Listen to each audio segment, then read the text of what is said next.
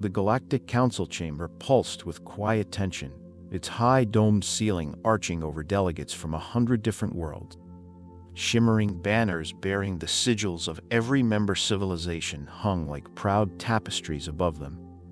But there was little unity in the room that day.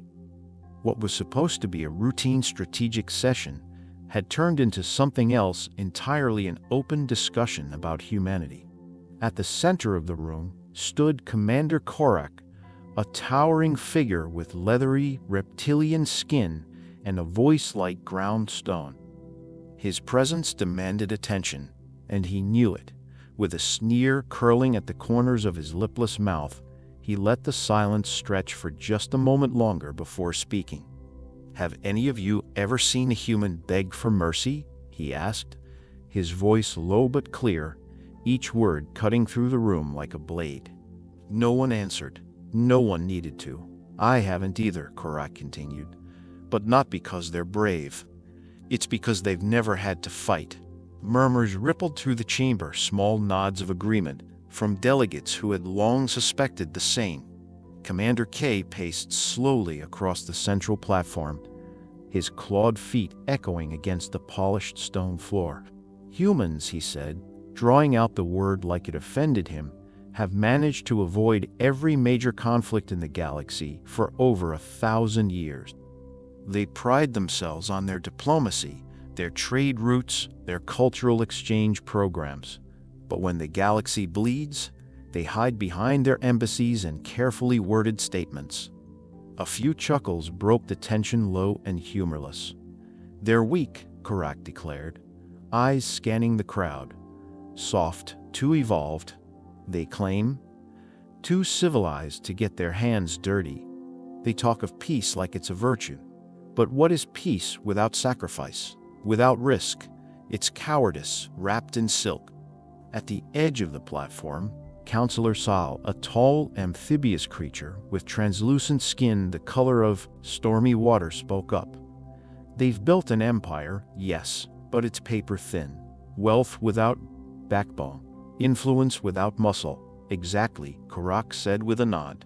"Their empire spans dozens of systems, but not one of those worlds has ever sent soldiers to fight in a council war.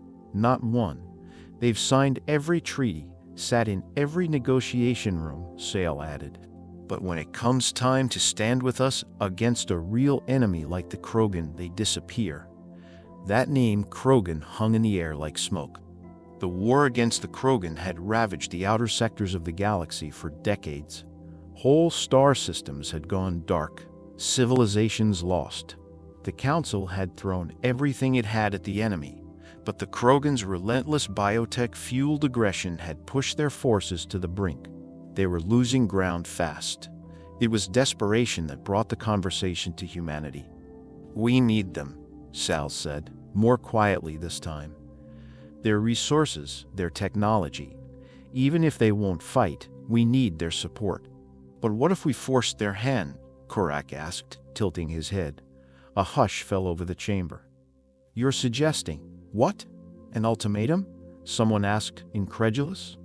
Korak turned to face them, his expression sharp. "Why not? Present them with a simple choice. Either stand with us and commit forces to this war, or watch as we dismantle their precious empire. World by world, trade route by trade route." A shocked silence settled over the room, broken only by the soft hum of ventilation systems. Then, slowly, heads began to nod. Not everyone agreed, but many were tired. Tired of fighting, tired of losing. The Terran Empire had always been a wild card, technologically advanced, rich in resources, but deliberately distant from military affairs. "They won't fight," someone muttered. "They'll fold before the first shot is fired. They'll offer diplomats, humanitarian aid, maybe a few medical frigates." Another delegate added, sarcasm thick in their voice. Korak's mouth curled into a smirk. "Let them try. Either way, we win. If they submit, we gain their resources. If they resist, we expose them for what they truly are, cowards hiding behind machines and meaningless words." A few of the more cautious counselors shifted uncomfortably, but no one voiced opposition. "And if they surprise us?" Sal asked, his voice tight. "If they fight, they won't," Korak said confidently. "They've spent 1,000 years avoiding conflict. You don't just wake up one day and remember how to wage war." With that, the decision was all but made. The Galactic Council would send a message, a formal demand cloaked in protocol and subtle threats. It would be transmitted across every frequency, in every known language, ensuring that humanity understood. This was not a request. The message would reach Terra Prime within hours. It had been drafted to carry the weight of the entire Council: unified demand, veiled warnings, and polite arrogance. It warned of consequences unspecified, of course, if the Terran Empire continued to stand on the sidelines. It reminded them of their obligations to the wider galaxy, their responsibility as a member civilization, their silence in the face of galactic destruction. But what the Council didn't understand, what they couldn't have known, was that humanity had not been silent out of fear. They had been silent out of restraint. For centuries, humanity had cultivated the image of neutrality. They had mastered diplomacy, not as a shield, but as a tool. While other civilizations fought and burned, humanity traded, built, and expanded. Their military kept behind closed doors. Their tactics never tested, their intentions carefully obscured. In truth, the Terran Empire had no interest in proving anything to the Council. Until now. Korak left the Council chamber that day convinced of his assessment. Humans were not a threat. They were an untapped resource, nothing more. Soft power wrapped in steel and glass. If it came to war, he reasoned, they'd fold. He even looked forward to it, believing that once humanity crumbled, the rest of the war would fall into place. But others weren't so sure. Behind closed doors, whispers began to spread. What if we're wrong? What if they've been preparing? What if, all this time, they've simply been waiting? Still, the order stood. The message was sent. The Council, for better or worse, had made its play, and on Terra Prime, the humans finally had the excuse they needed. 2 days, that's all it took. 2 days after the Galactic Council sent their carefully worded ultimatum broadcast on every known galactic frequency, translated into every major language from the edge of the Orion Arm to the core worlds, the response arrived. Not in the form of a lengthy rebuttal, not with diplomatic hedging, peace offerings, or further negotiation. Just 3 simple words. We accept, prepare. The message was brief, brutally so. It arrived without embellishment, without preamble. No ambassadors followed up. No clarifications were offered. It was delivered through the standard Council communications relay, perfectly authenticated and routed directly from the office of Terran Imperial Command on Terra Prime. And it stopped the Council cold. Commander Korak stood frozen on the bridge of his command ship, the message playing again on the main display like a warning from the void. "That's it," he muttered. "That's the entire response." "Yes, Commander," his communications officer confirmed, antennae twitching nervously. "Message verified and confirmed from Terran High Command. They've acknowledged receipt and confirmed intent to deploy forces." "No conditions?" Korak demanded. "None." He turned to Counselor Sal, who stood at his side, his usually calm expression taut with confusion. "This isn't what I expected," Korak admitted. "Nor I," Sal replied. "It's unsettling." The words hung in the air. There was no panic in the Terran message. No scrambling to assemble defense. No panic-stricken reply filled with bureaucratic delay. The humans hadn't even asked where to send their troops. They simply said they were coming. Korak felt a chill creep through his scaled back. This wasn't the behavior of a cornered empire trying to appease a galactic threat. It wasn't even the reaction of a reluctant ally. No, this was something else. "They were ready," he muttered. "They've been waiting for this." A quiet stillness settled over the command deck. Sal's voice broke it. "We always assumed their neutrality meant weakness. Maybe it meant the opposite, Korak replied. He rubbed his jaw, eyes narrowing as he looked at the screen again. Maybe they were just looking for an excuse. The next few hours were filled with frantic scrambling. Korak convened a secure meeting with council strategists. Projections were run, scenarios modeled. But the Terran military was an enigma and information black hole. For centuries, they'd been fiercely protective of anything even resembling a military footprint. No member species had ever seen their full fleet. Their ship designs were unknown. Weapon systems, completely classified. Their diplomatic and trade fleets, sure those had been studied, but real military data, they had none. We have projections, one analyst said, tapping rapidly at a holoscreen. Based on their trade volume, resource output, and technological exports, we estimate a standing fleet of 600 to 800 capital-class vessels plus support craft estimates, Korak snapped. I'm not interested in estimates. What do we know? Silence. The analyst looked down, mandibles twitching. Very little, sir. Their last known combat operation was over 1,200 standard years ago. The Drari conflict, Saul interjected. The analyst nodded. Yes, a border skirmish that ended in a diplomatic settlement before weapons were even fired. That's the last verified record of human military engagement and their tactics? Command structure? Anything? Korak pressed. No reliable intel, the analyst admitted. They've kept everything locked down. Even their military research is funneled through civilian institutions. The commander exhaled sharply, the scales on his arms rising in irritation. So we're going to fight with them? He growled, without knowing the first thing about how they operate. It appears so, Sal said quietly. Korak looked around the room. Dozens of war-hardened officers from across the council species, each one trained in battle, each one looking increasingly uncomfortable. The Terran Empire had just agreed to go to war, but they hadn't asked permission. They hadn't joined the council war effort like a desperate junior partner looking for protection. They had stepped into the war like a predator entering a feeding ground. Korak slammed a fist onto the table, sending a vibration through the metal. We pushed them into this. Do you think they'll fight alongside us? One general asked. Or simply fight? Korak didn't answer. In the days that followed, the council scrambled to prepare. Orders were issued, briefings conducted. The entire fleet began mobilizing toward the Nestor sector, where the Krogan threat had most recently appeared. Battle groups were assembled, supply lines rerouted. Still, there was no further word from the Terran Empire.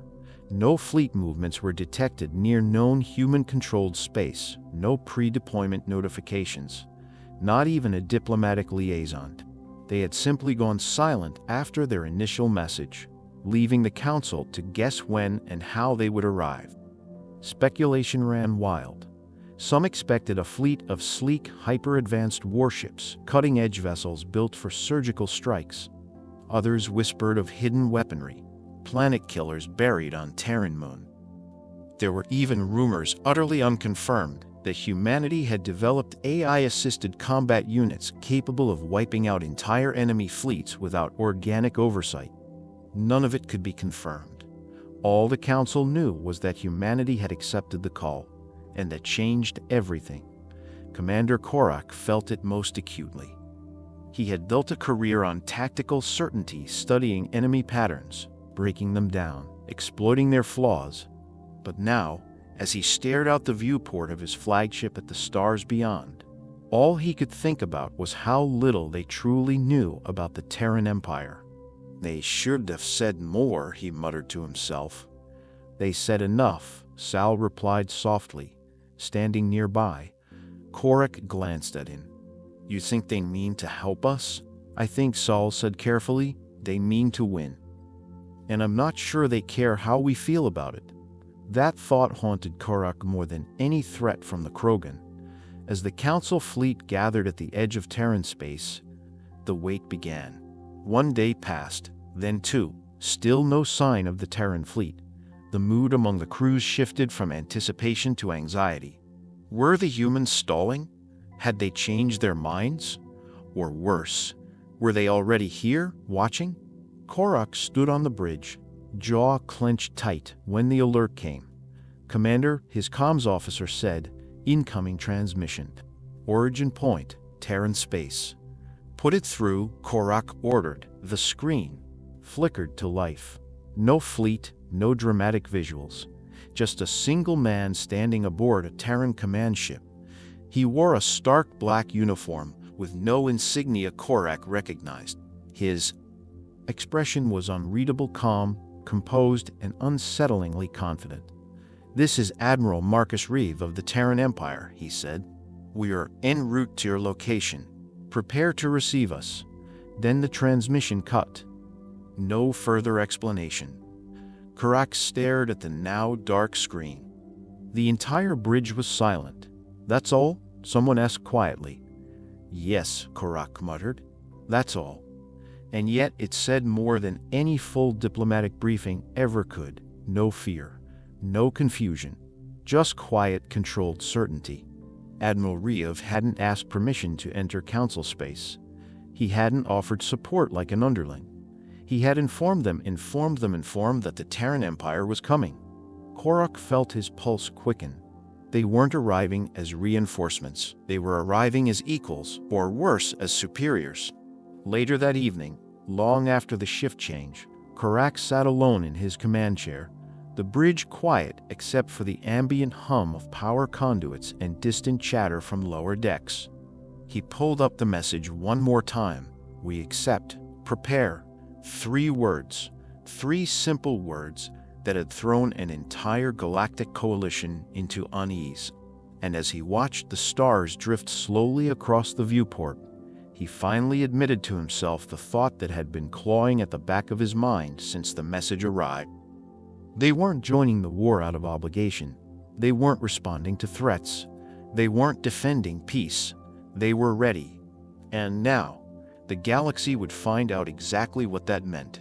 The day the Terran fleet arrived, the stars themselves seemed to shift. There was no fanfare, no grand announcement. One moment the Galactic Council's armada floated in tense anticipation near the edge of the Nestor sector, and the next, hyperspace breaches tore through the void like rips in the fabric of reality. Hundreds of them, some wide as city blocks. Others narrow and sharp, opened in perfect synchrony. And then the Terran ships came through. They did not emerge in waves or scatter across space, in confused disarray like so many other fleets. No, the Terran fleet arrived like the turn of a page, clean, immediate, and absolute. Commander Korak stood at the forward viewport of his flagship, claws curled tight around the steel railing. His breath caught in his throat as the screens lit up with contact after contact. One by one, the ships materialized, fully powered, shields already online, weapons primed. The Terran fleet was massive, far larger than even the most aggressive Council estimates had predicted. And yet it wasn't just the size of the fleet that made the bridge go quiet.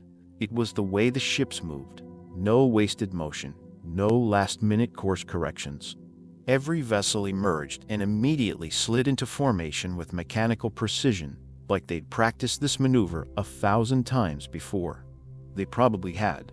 "What in the void?" Saul murmured beside him, his wide eyes locked on the tactical display. The Terran ships were not what anyone had expected. These weren't the sleek, elegant vessels the Council had imagined, works of art designed by utopians.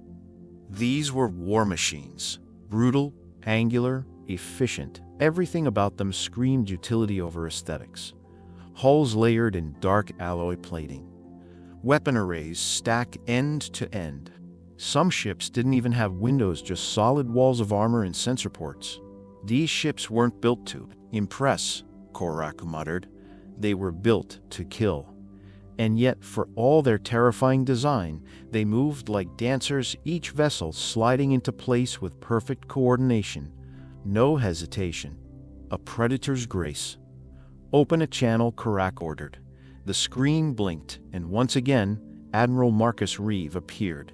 This time, he was seated comfortably in the command chair of his flagship, a ship 3 times the size of anything in the Council fleet. Behind him, crew members moved with silent efficiency, each one laser-focused on their tasks. "Commander Korak," Riev said, his tone neutral, courteous, almost bored. "The Terran Empire has arrived as promised. We stand ready to engage the Krogan alongside the Council." Korak studied the man's face. There was no arrogance there, no gloating, just quiet confidence, as if the Admiral had already calculated every possible outcome and had no doubts about which one would come to pass. "You brought quite the fleet," Korak replied, masking his unease with a tight smile. "More than we expected." Riev gave the faintest nod. "We believe in being prepared." Korak resisted the urge to scoff. That was an understatement if he'd ever heard one.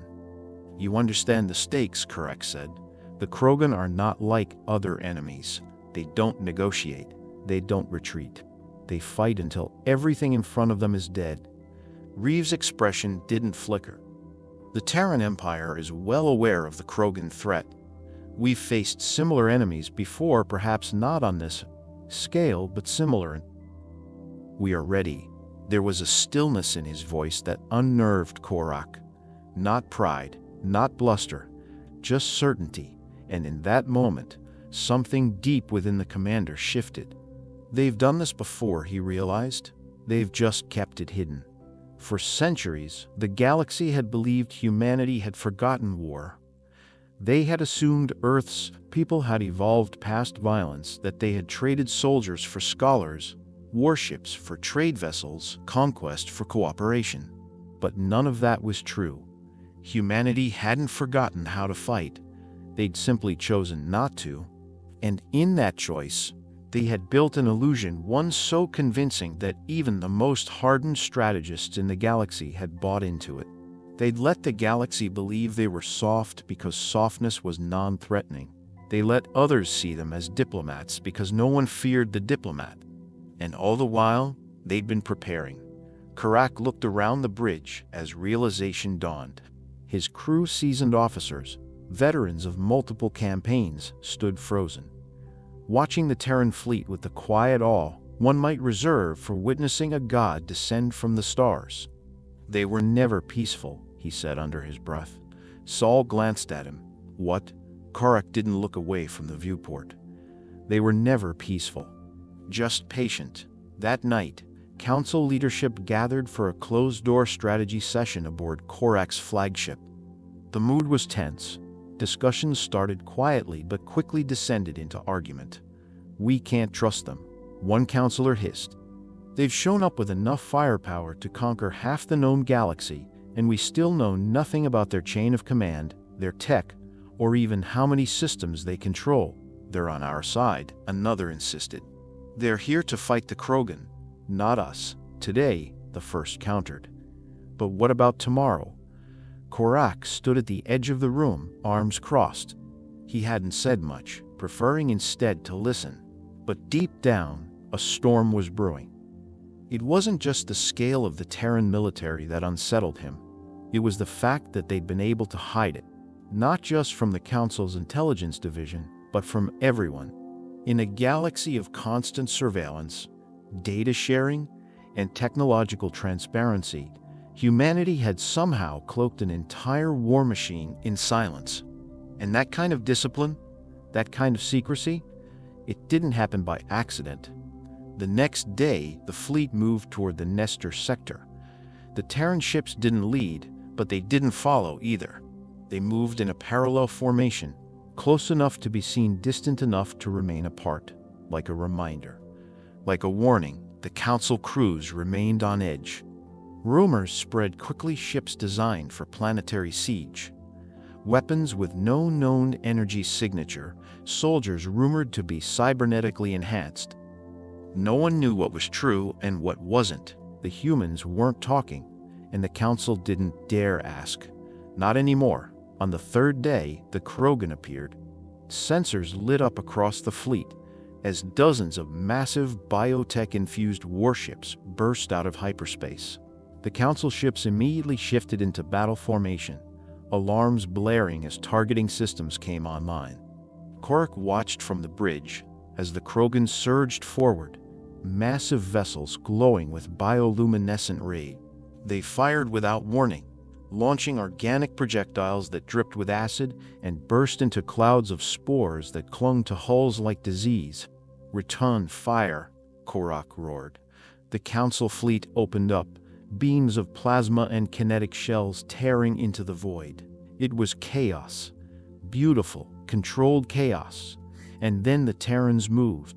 Without warning, the Terran fleet surged ahead, breaking formation with the Council line. "What are they doing?" Sal shouted. "They're abandoning the strategy." Korak's eyes widened as he saw what was happening. "They're not abandoning it," he whispered. "They're executing their own." The Terran ships moved like a single organism, sleek, brutal, and terrifyingly precise. They didn't hesitate, didn't falter. They dove straight into the heart of the Krogan formation, unleashing a level of firepower that made the Council's best weapons look like toys. Their targeting was perfect pinpoint. Each blast struck a weak point. Each maneuver created an opening. It wasn't brute force, it was surgical warfare. And the Krogan, those relentless monsters who had crushed entire fleets, began to die. Not retreat, not regroup, die. In minutes, half their fleet was gone. In 10, the rest followed. By the time silence fell over the battlefield, the Council fleet was limping, battered, burned, and stunned. The Terran ships, untouched. Korak slumped into his chair, heart pounding. "They knew," he whispered. "They knew exactly how to beat them." Sale didn't speak. No one did. And slowly, a new thought crept into Korak's mind. A darker one. If they can do this to the Krogan, what can they do to us? The answer was already clear. Anything they wanted. They had been waiting. For hours now, the Galactic Council fleet floated on the edge of the Nestor sector, fully mobilized and armed for war. It was the largest combined force the Council had ever assembled. Hundreds of capital ships, dreadnoughts, cruisers, and carriers lined up in tight formations, ready to strike. Dozens of species, thousands of crews, all unified by a single purpose: to destroy the Krogan. And yet, despite their size, despite their strength, a thread of unease ran through the fleet. They were waiting, not for the enemy, but for their new allies. Humanity. The Terran Empire had said they would arrive. They'd sent the message clearly, concisely: "We accept. Prepare." They'd followed that with a brief transmission from Admiral Marcus Reeve, stating that the Terran fleet was on its way. But that had been hours ago. Now, the anticipation was wearing thin, turning into something else: doubt, suspicion, maybe even fear. On the bridge of the Council flagship, Commander Korak paced in silence, eyes locked on the main display. "Any sign of them?" he asked, voice low. "Negative," his communications officer replied. "No hyperspace breaches. No localized distortion. All scans are clear." Korak's jaw tightened. "They said they'd be here. Perhaps they plan to rendezvous with us deeper in the sector," Counselor Sal suggested, though even he sounded unsure. Korak was about to reply when a sharp alert pierced the silence. "Contact, hyperspace signatures multiple, incoming from Terran space," the sensor officer shouted. Everyone snapped to attention. "How many?" Korak barked. The officer stared at his screen in disbelief. "Too many to count dozens. No, hundreds." The bridge fell into stunned silence as hyperspace rifts bloomed across the dark void of space, like ruptures in time itself. Then the Terran fleet emerged. The first ships were massive, brutish, angular warships with hulls coated in deep matted black armor. They moved with frightening precision, slipping into formation with no drift, no adjustment, no wasted motion. More followed, dozens, then hundreds.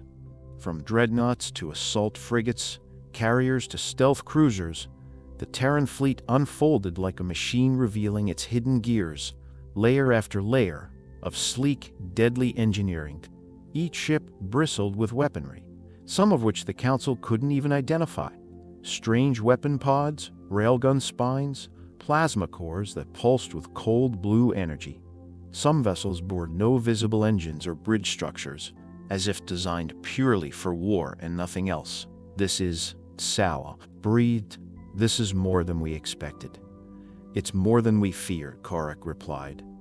What struck him most wasn't the number of ships. It was the way they moved like a single entity. The entire fleet coordinated without hesitation, every vector calculated, every maneuver deliberate. They weren't flying into formation. They were assuming a position. Like this had been rehearsed. Like this was just another drill. "Open a channel," Korak ordered, trying to steady his voice. A moment later, Admiral Reeve appeared on the screen once again. He was seated in the command chair of his flagship, a behemoth of a vessel looming like a shadow among stars. His expression was calm, unreadable. Behind him, his crew worked in silence, every station operating with clockwork precision. "Commander Korak," Reeve said with that same measured tone. "The Terran Empire stands ready." Korak hesitated, then nodded. "The Krogan fleet was last seen moving toward this sector. We plan to intercept them before they reach the core systems." "A sound strategy," Reeve replied. "We'll follow your lead." The screen went dark. Korak exhaled slowly, as if trying to steady something inside himself. He didn't trust them. He respected them. And in that moment, respect was more terrifying than mistrust. Within an hour, the Council and Terran fleets were moving together. The coordination was surprisingly smooth, though most of the communication came from the Terran side. Reeve issued updates, formation adjustments, strategic input. He didn't overstep, but it was clear he didn't need the Council's approval to act. His fleet knew what to do. It operated with the confidence of a military force that hadn't just trained for war, they had mastered it. Then, finally, the moment came. Multiple contacts, the tactical officer called out. "Krogan fleet inbound closing fast." The main display erupted with red signals as the Krogan tore through subspace in jagged, chaotic formations. Their ships were monstrous, living things, twisted biotech constructs fused with metal and rage. Their hulls pulsed with green and red bioenergy. Tendrils and bone-like protrusions jutted from every surface. They didn't glide through space, they charged.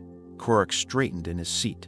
All ships, battle stations, the Council fleet shifted into combat formation, weapons coming online with a unified hum. "Let's see what the humans can do." Someone muttered on the bridge. Korak didn't respond. He didn't have to. The Krogan fired first. Dozens of organic cannons unleashed bursts of acid, spore clouds, and living warheads. The void lit up as the first wave struck the Council line, tearing into shields and armor, leaving trails of corrosive destruction in their wake. The Council returned fire, their disciplined formations responding with plasma volleys and kinetic flak. Explosions dotted the dark, and ships on both sides twisted and fell into the abyss. Then the Terrans moved. Without orders, without hesitation, without a word, they broke formation. Korak's eyes widened. "What are they doing?" Saul stepped forward, voice hushed. "They're breaking ranks." "No," Korak whispered, as realization dawned. "They're not breaking formation. They're executing a plan." The Terran ship surged forward, straight into the heart of the Krogan fleet. But this wasn't a reckless charge. It was a calculated strike. Terran destroyers weaved through enemy lines like scalpels, targeting engine nodes and weapon hubs with pinpoint accuracy. Larger cruisers provided, covering fire, cutting down incoming projectiles before they could reach their mark. Carrier ships deployed sleek, silent drones that flanked enemy vessels and disabled them with surgical precision. In minutes, the battlefield shifted. The Krogan formation began to collapse, not from overwhelming force, but from precision dismantling, like a house of cards pulled apart one by one. The Terrans didn't just fight. They dissected. Every move was intentional. Every mover coordinated down to the second. Korak stared in stunned silence as ship after Krogan ship fell, consumed in flame and debris, and the Terran vessels barely scratched. "What are we witnessing?" Saul asked quietly. "Dominance," Korak answered. "This isn't battle. It's demonstration." He'd fought wars before. He'd led fleets into chaos, watched comrades die, made brutal calls under fire. But this was different. This was control. This was what war looked like when fought by professionals who had studied it as both art and science, and had hidden that mastery behind centuries of silence. And now they were pulling back the curtain. Within 15 minutes, it was over. The last Krogan ship exploded in a brilliant bloom of green fire. Silence fell across the comm channels. The Council fleet, battered and bloodied, floated in stunned disbelief. And the Terran fleet? It simply reformed into its original formation. Orderly, quiet, untouched, Korak sat back in his chair, heart pounding. "They didn't come to help," he said softly. "They came to show us who they are." No one disagreed. The Council fleet had barely survived the battle. The Terrans had never been in danger. As emergency crews rushed to stabilize the wounded and damaged, Korak stood at the viewport again, staring at the black shapes of the Terran ships beyond. They were still, motionless, like they were waiting. But for what? Applause? Fear? Surrender? He didn't know. What he did know, what everyone in that fleet now understood, was that the galaxy had changed. The Krogan were gone. In their place, something far more calculated had arrived. The battlefield was quiet. Not the kind of quiet that comes with peace, but the heavy, almost suffocating stillness that follows a slaughter. Across the void, the shattered remains of the Krogan fleet drifted like wreckage from a broken dream, twisted hulls, darkened power cores, lifeless ships slowly tumbling through the stars. It had taken less than 20 minutes. 20 minutes. That was all it had taken for the Terran fleet to dismantle one of the most vicious, relentless military forces the galaxy had ever known. The Krogan had been feared for generations, bioengineered for war, bred for endurance, immune to most fear and pain. The Galactic Council had lost thousands of ships trying to contain them. Entire planets had fallen. Borders had shifted. Allies had crumbled. And then the Terrans came. And the Krogan fell apart like wet paper. Commander Korak sat in stunned silence in the command chair of his flagship, eyes locked on the display. The screen showed the aftermath in grim detail. Red blips that had marked enemy vessels now flickered out, one by one, leaving behind a void littered with debris and silence. It hadn't even been a close fight. Council forces had suffered losses. Several ships had been torn open by the Krogan's initial attack. Medical teams were scrambling to treat the wounded. Fires still burned on half a dozen cruisers. The Terran fleet, still in formation, still calm, still terrifying. There hadn't even been a pause in their cadence. Korak leaned forward, claws tapping against the console in a slow, anxious rhythm. He was trying to make sense of what he had just witnessed, but nothing about it followed the rules he had known his whole career. That was, Saul began behind him, then trailed off, unable to finish. "Deliberate," Korak said finally. "They didn't fight like us." "No," Sal replied. "They didn't fight like anyone. They fought like people who had been preparing for this moment their entire lives." Across the fleet, officers were reporting in, all giving similar updates. Council ships damaged but functional. Casualties being assessed. Morale shaken. The Council fleet was used to combat, but this wasn't combat. This had been a message, and it had been received. The Terran ships had regrouped in perfect symmetry, every formation aligned, every ship back in position, as if the battle had never happened. They weren't celebrating. They weren't even acknowledging their victory. They were waiting. For what? No one knew. Korak finally broke the silence. "Open a channel to Admiral Reeve." The comms officer complied, and moments later, the now familiar image of Admiral Marcus Reeve filled the main screen. He sat, as always, in his command chair, posture relaxed, hands steepled in front of him. Behind him, his bridge was quiet, calm, and eerily composed. "Commander Korak," Reeve greeted, inclining his head slightly. "A decisive victory, wouldn't you agree?" Korak studied him carefully. The Admiral's voice held no arrogance, no gloating, just that same unsettling calm. "Yes, Admiral," Korak said, carefully choosing his words. "Decisive indeed. The Council is grateful for your assistance. Your tactics were highly effective." Reeve nodded once. "The Terran Empire is always willing to aid our allies in times of need." Allies. The word hung in the air, heavy, sharp. Korak could feel the tension behind the Admiral's composed expression. There was meaning there, layers of it. And though Reeve didn't say it outright, the implication was clear. They hadn't just come to fight. They had come to change everything. The channel closed and Korak sat back in his chair, the muscles in his neck tight with anxiety. He was surrounded by his officers, his crew, people who had followed him through war and blood and fire, and yet he felt more uncertain now than he ever had. Sal stepped forward cautiously. "What are your orders, Commander?" Korak didn't answer right away. He was staring at the screen again, watching the Terran fleet hold its position, unmoving, disciplined, silent. "They ended it," he said finally.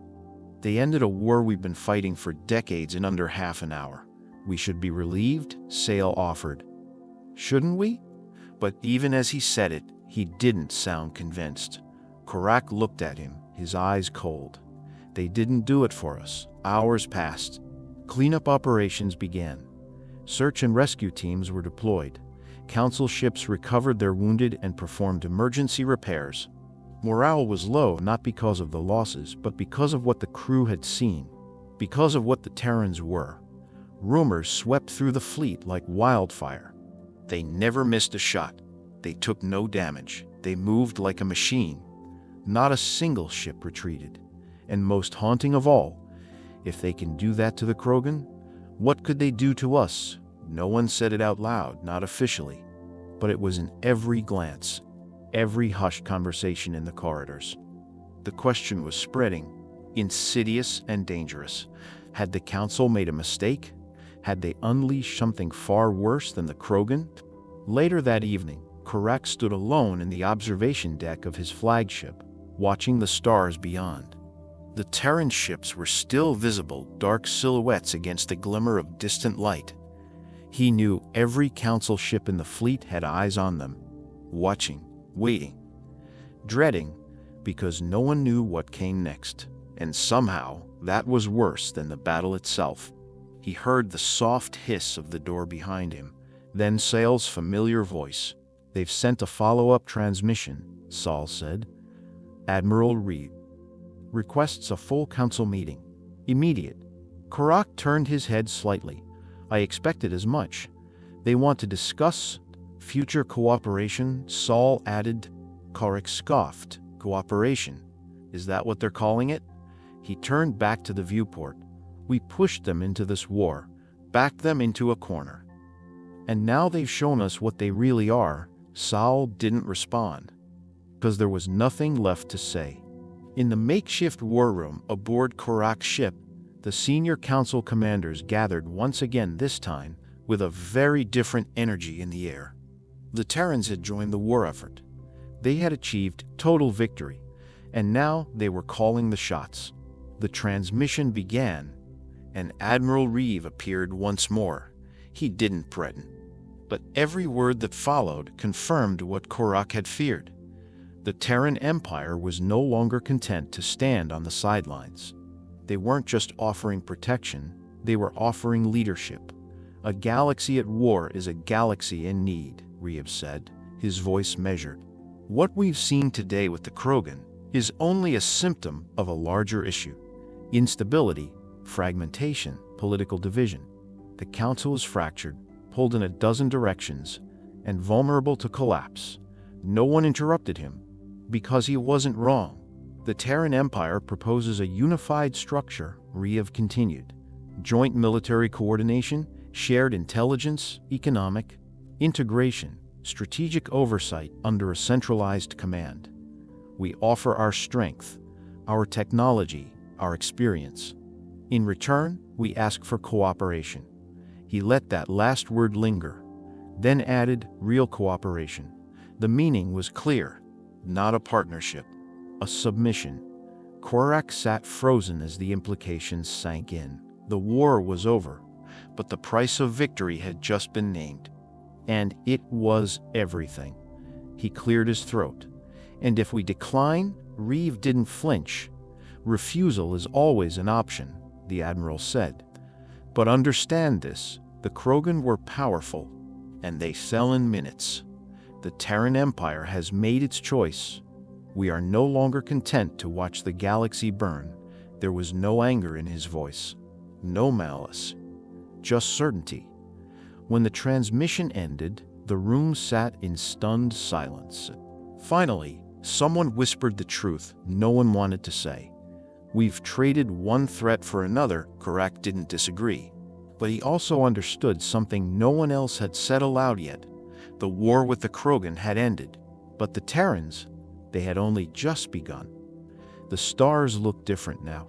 As the Galactic Council fleet began its slow return to the core systems, the battlefield behind them faded into the distance, nothing left but drifting wreckage and silent echoes of what had once been an unstoppable enemy. Krogan threat was over, completely, unequivocally over, but no one felt victorious. Commander Korak stood at the edge of the bridge, eyes locked on the dark silhouettes of the Terran fleet as they trailed behind in quiet formation. Even now, in the wake of their triumph, the humans didn't boast. They didn't break ranks. They simply followed, their ships cold, still, watching. Waiting, they're not leaving, Sale said quietly from behind him. Korak didn't turn. No, they're not. Do you think they will? Korak exhaled slowly. I think they'll do whatever they choose, and no one's going to stop them. The rest of the bridge remained silent, the crew exchanging cautious glances, like people sitting in a room with a sleeping predator, unsure if it's still hungry. The transmission from Admiral Riev still echoed in Korak's mind.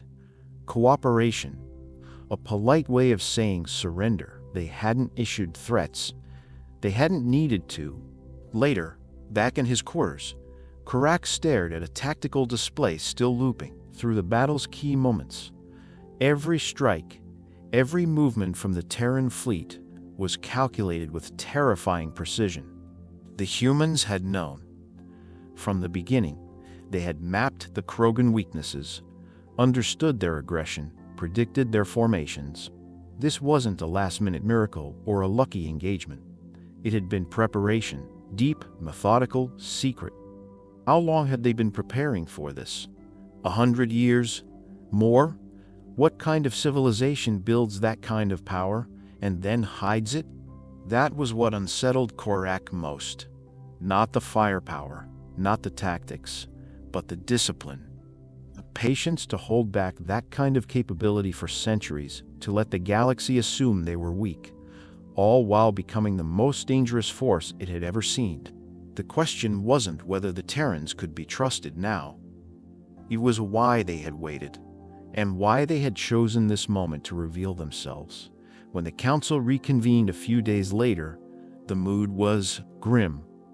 Officially, it was a victory session, a celebration of the end of the Krogan War, a statement of unity, but there was no applause, no speeches, no banners. Only a single question on everyone's mind. What now? Delegates whispered in private chambers. Alliances were reevaluated. Internal intelligence networks, once focused on border conflicts or economic espionage, now had a new, singular directive: learn everything possible about the Terran Empire. But even now, no one knew where the line was, how far they could probe before the Terrans noticed or retaliated. because if they could end the Krogan in 20 minutes, there was no telling what they could do to the Council. A final transmission from Admiral Reeve arrived days after the Council returned home. This time, it was more formal, an official proposal drafted in flawless bureaucratic language, offering the structure for a permanent military alliance. But the core message remained unchanged: Terran oversight, shared command, one voice, one strategy, one future. Korak sat in the council chamber as the debate raged. Some delegates argued it was logical. That unity was the only path to survival in a galaxy as dangerous as theirs. Others called it what it was: submission, a quiet conquest without blood. Korak said nothing for a long time, but when the time came for a vote, he stood. "We made a mistake," he said, his voice carrying across the chamber. "We believed peace made them weak. We believed silence meant fear. But we were wrong." He turned toward the others, eyes burning. The Terrans didn't avoid war because they were afraid. They avoided war because they knew exactly what they were capable of. No one spoke. "They watched us burn ourselves out," he continued, "fighting, posturing, claiming power, while they prepared in silence.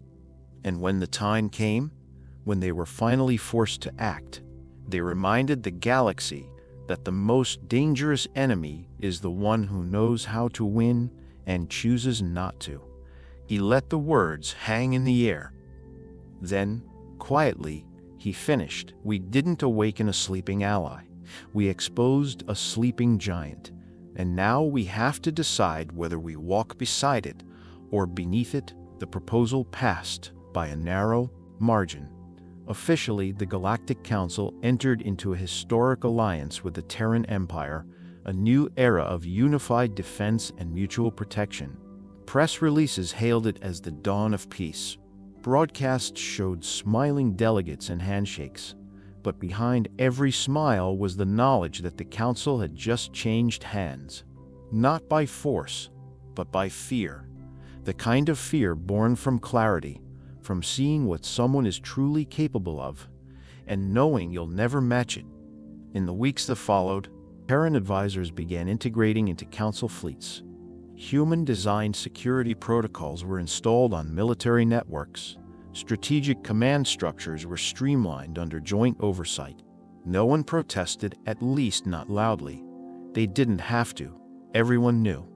The galaxy was no longer run by diplomacy or ancient bloodlines or fragile coalitions. It was run by the people who had waited quietly for 1,000 years and then ended a war in 20 minutes. One evening, back on his ship, Korak stood alone in his quarters, staring out at the stars. He thought about the younger commanders, those who had never known anything but war.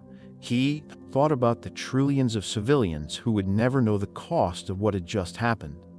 They would live free and safe under the shadow of peace, but that peace had come at a cost, a quiet one, a surrender without resistance. As he watched a Terran patrol ship drift silently past, he thought of something he had once heard from an old military historian. Power doesn't always shout. Sometimes it just waits until you've run out of options. And maybe that was the real lesson. Maybe the Terrans hadn't hidden their strength out of fear or pride. Maybe they had restrained themselves because they knew what power really was. Not domination, but the choice not to dominate. And when that choice was taken away, when the Council pushed too hard, forced their hand, the galaxy had seen what they had been holding back, and it had changed everything. Final reflection: in the end, the story of the Terran Empire isn't about weapons or fleets or tactical superiority. It's about restraint, about the silent strength of knowing you could win, and choosing not to until you have to. In our own world, that message feels more relevant than ever. We often measure power by who speaks the loudest, who acts first, who controls the narrative. But history, both real and fictional, reminds us that true power is quieter, more patient, more dangerous when provoked. And the ones who carry it, they're often the last to show it. So maybe, just maybe, The lesson the galaxy learned from the Terrans is one we do well to remember ourselves. Never mistake silence for weakness, and never assume peace is all someone is capable of.